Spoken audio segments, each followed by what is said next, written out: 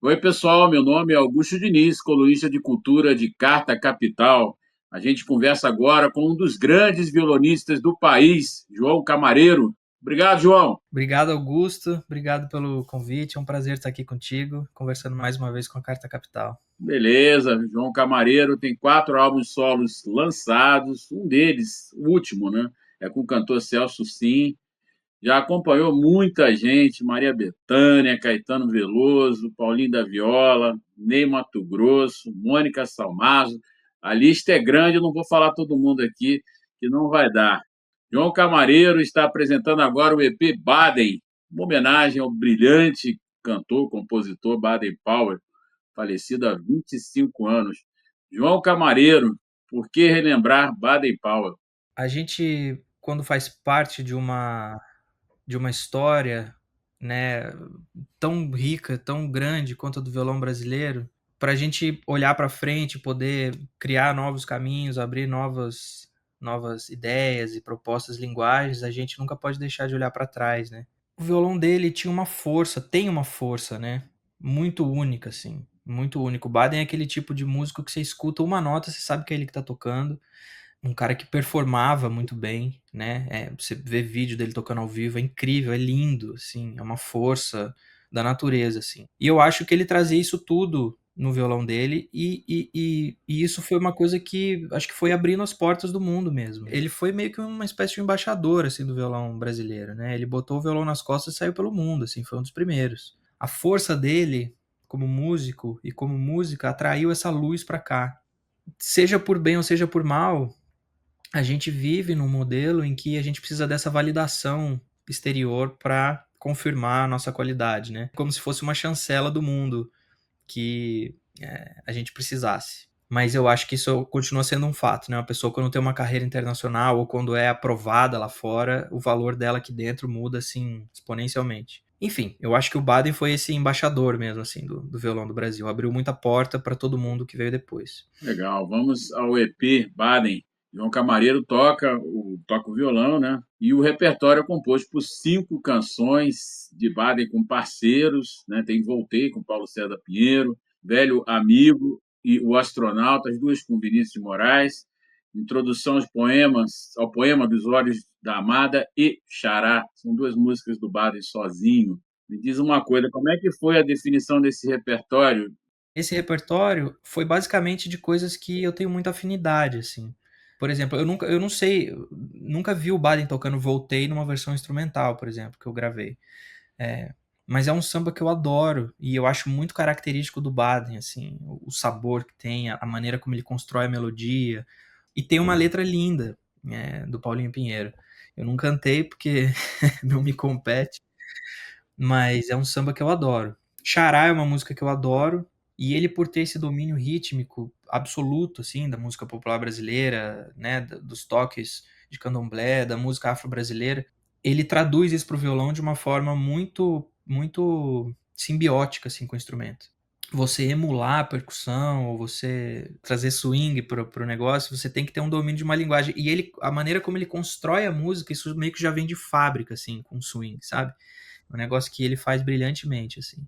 Então é basicamente isso, são coisas que têm muito significado, acho que numa perspectiva histórica, né? É muito difícil resumir uma vida como a do Baden em 5 músicas, né?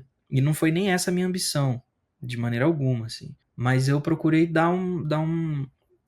uma olhada sobre esse aspecto todo. O Baden mais lírico, o Baden da valsa, o Baden rítmico, o Baden compositor com Paulo César Pinheiro, o Baden compositor com Vinícius, né? E sempre com o foco central no violão. A gente dá muito valor assim ao Baden Powell no meio musical, né? Fora dele já menos, né? Talvez fosse a obra dele mais conhecida, né? Que foi feita com Vinícius de Moraes, e o Vinícius acabou, né? Talvez, né? Fazendo sombra, né? No, que não seria nenhum problema dizer isso, né? Porque o Vinícius era grandioso, né? Acabou ficando um pouco nesse segundo plano. Ele é muito respeitado no meio musical, o Baden Powell, né? Uma referência para várias pessoas, mas fora dele já tem já não é tanto assim, né? Já não tem tantas lembranças, né? O que que você acha que isso acontece? Como é que você vê essa questão? Eu acho que isso acontece principalmente com instrumentistas, né? O fato de você não ter a tua música diretamente ligada à palavra, com o teu nome, ou com. Já acaba te colocando num lugar, talvez com um pouco mais difícil acesso. Mas eu acho que isso acontece mais com instrumentistas mesmo, do que com poetas ou com. Poetas não, poetas também é meio difícil colocar no mesmo lugar. É porque o Vinícius foi um cara imenso, né? O Vinícius foi um poeta famoso, um escritor, um diplomata, figura pública. E o Baden também, mas eu acho que o Vinícius ocupou um espaço político diferente. Teve parcerias com muitas outras figuras e tal. E eu acho que isso é uma coisa que acaba acontecendo na música. Então eu acho que um cara como o Vinícius, que fez muito sucesso com o Toquinho, com o Tom, com o Baden, com o Chico, que foi essa figura expansiva, eu acho que naturalmente ocupa outro lugar, assim, do que um cara, né, com todas as aspas, novamente, um cara que tocava apenas, apesar de cantar e tal, mas assim, eu acho que isso é um caminho cruel, mas é um caminho, de certa maneira, natural das coisas, assim. Por isso que eu faço questão de falar sempre desses nomes, falar do Baden, porque ao mesmo tempo que a gente tem tanta informação e acesso a tudo, essas coisas estão muito dissolvidas. E eu acho importante a gente não perder de vista o que conforma a gente, o que forma a gente como cultura.